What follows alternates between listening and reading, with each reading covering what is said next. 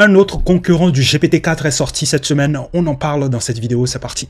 Donc salut chers amis, comme annoncé donc dans l'intro, aujourd'hui on va parler donc d'un autre concurrent du GPT-4 qui est sorti cette semaine. Ce concurrent vient du côté de Meta, il s'agit du Llama 2, Llama version 2 bien évidemment. La version a été sortie, je pense, ça fait 3 mois de cela, hein, si je ne me trompe, hein. Voilà, si je ne m'abuse, voilà. Et là, maintenant, cette semaine, le Llama 2 est sorti. On va en parler dans cette vidéo. Donc, Llama 2 vient de Meta, comme je l'ai dit, voilà, précédemment. Voilà.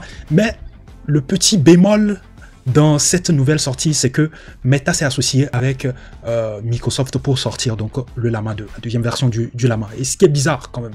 Je trouve ça bizarre parce que d'un côté, Microsoft est associé à OpenAI, qui a le GPT-4, et d'un autre côté, on remarque que Microsoft s'associe maintenant avec Meta pour sortir donc le Llama 2.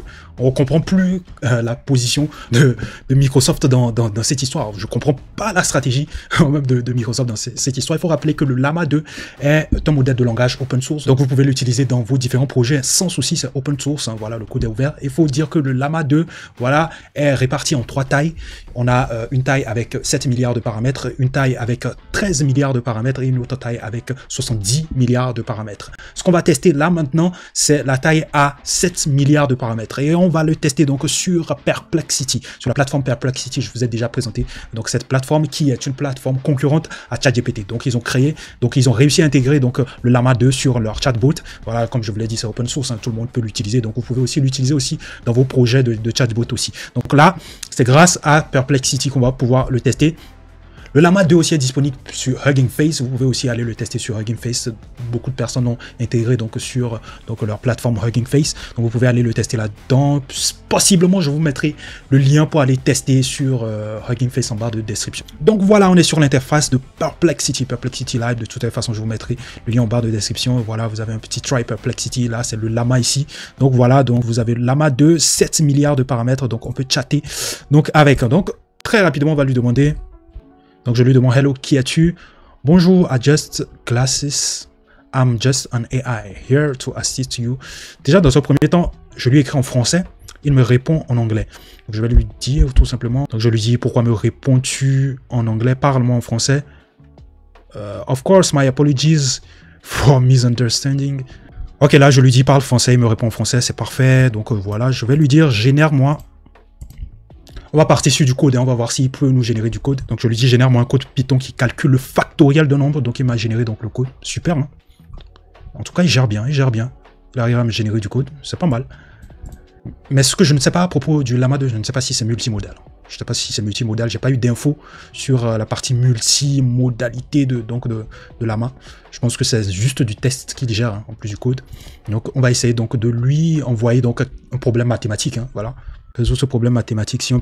Si un train part de Paris à 9 h et arrive à Lyon à 12 h, quelle est sa vitesse? Donc voilà, on va voir s'il pourra résoudre ça. Donc là, il me répond encore en anglais, donc il faut régler ce souci, hein, je pense bien. Il nous affiche donc 162 km. Donc je vais rechercher sur Bing la distance entre Lyon et Paris pour vérifier. Donc c'est 461, il s'est trompé déjà. Voilà, ces données ne sont pas à jour déjà. Il s'est fait griller tout simplement. Donc normalement, il devait mettre à jour. Donc voilà, normalement c'est 461. Les 3 heures, c'est normal. 9 h à 12 h, c'est normal, hein, c'est normal, c'est 3 heures de temps. Donc ça, c'est trouvé. Mais côté distance, je pense que ces datas ne sont peut-être pas à jour, hein. Voilà, ça se donne 162. Si la distance était 486 km, je pense que ça passerait. Disons que c'est à peu près ça. Disons que c'est à peu près ça, 162 km/h. En tout cas, il y a de la logique dans ce qu'il m'a produit. Il y a de la logique là-dedans. Donc, il y a quand même de la logique dedans. Voilà, la formule, c'est la distance sur le temps, classique. Et puis, il a calculé. En tout cas, il a bien réfléchi quand même. Mais bon, c'est à voir, hein, la partie distance, hein, les 486 km. C'est à voir la partie distance. Mais bon, normalement, côté logique, c'est bon. Donc, il n'y a pas de souci à se faire là-bas. Maintenant, on va voir s'il peut résumer un article via un lien. Donc, je suis sur TechCrunch, voilà. TechCrunch, je vais prendre un article en anglais, hein, juste comme ça au pif. Hop. Je vais lui demander déjà, dans un premier temps, de me résumer l'article en question. Et donc, je lui ai mis le lien, donc résume-moi cet article. Donc, il a fait OpenAI Head of Trust and Safety will now step down. Ok. Donc, je vais lui demander de traduire le résumé en français. Donc, je lui demande de traduire le résumé en français. Il me le met en anglais, malgré tout. Je sais pas. Là, par exemple, donc on a Dave, formerly head of responsibility. Ok, ben ça c'est le titre. Le titre, ok, d'accord, c'est bon. C'est bon, du coup c'est bon, je pense, hein, voilà, il me l'a mis en français, hein, voilà le résumé. Mais par contre, il n'a pas changé le titre. Il n'a pas changé le titre. Oh là là là là, oh là là là là là là. Dave Wilner, formerly head. On va lui soumettre un lien vers un PDF pour voir s'il arrive à lire un PDF par exemple. Donc on va aller chercher. Donc là j'ai un PDF sur Fable Simulation, je vous en ai parlé, hein, voilà. Une plateforme qui va vous permettre de générer via des prompts des dessins animés. Donc on va lui soumettre le lien. Donc j'ai régénéré la discussion, je vais lui soumettre le prompt Llama 2. Donc là maintenant vous avez la possibilité de choisir, hein, voilà. Voilà le type ou la taille donc du lama que vous voulez. Là c'est la version à 7 milliards de paramètres et là c'est la version à 13 milliards de paramètres. Ce qu'on a testé là tout de suite c'était la version à 7 milliards de paramètres. On va tester la version à 13 milliards de paramètres et voir ce que ça donne. On va tout juste lui demander de nous traduire donc le contenu du PDF que je vais vous montrer tout de suite et à la fin je lui dis de parler en français. Donc on va voir, hop, donc voilà, ok, il nous parle en français, c'est très bien ça. Donc voilà, pof, donc en quelques minutes il nous donne déjà donc voilà ce qu'on veut avoir là, hop, donc voilà, bonjour, je suis ravi de vous aider, ça là c'est mieux, hein. Là c'est mieux, le document PDF que vous avez joint, c'est et là côté présentation c'est pas mal. Et mais quand même on a quelques bribes d'anglais quand même dans le résultat qu'il nous donne here. Là, par exemple, il dit « Here is a brief overview of the content of the paper ». Donc, il nous fait le overview, mais c'est en anglais. Donc, voilà, conclusion, the author says that, ok. Bon, voilà, au début, ça commence bien. Il nous parle bien en français. Mais arrivé à un moment, boum, il se perd un peu et il retombe dans l'anglais. Donc, voilà. C'est juste le petit bémol que je trouve sur le Llama 2.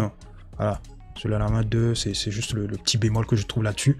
De toute façon, je vous mettrai le lien en barre de description pour que vous puissiez aller tester, hein, tout simplement, pour que vous puissiez aller tester. Vous pouvez aller tester, voilà, celui de 7 milliards de paramètres, 13 milliards de paramètres. J'ai pas encore eu l'occasion de tester celui de 110 milliards de paramètres, mais je pense que c'est disponible sur Hugging Face. Je chercherai, je checkerai un peu sur Hugging Face et je vous mettrai certainement le lien en barre de description.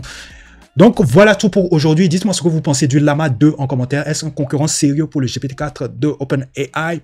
Que pensez-vous de l'alliance Microsoft Meta pour lancer donc le Llama 2 qui est open source et de l'alliance Microsoft voilà OpenAI pour le GPT-4? Que pensez-vous de cette alliance? Est-ce que Microsoft est faux cul dans cette histoire? Quelle est la stratégie de Microsoft? Je ne la comprends pas, hein. Voilà, je vais essayer donc de funer de mon côté, de vous faire une analyse par rapport à cela. Mais vous pouvez aussi drop en commentaire donc vos analyses par rapport à cela.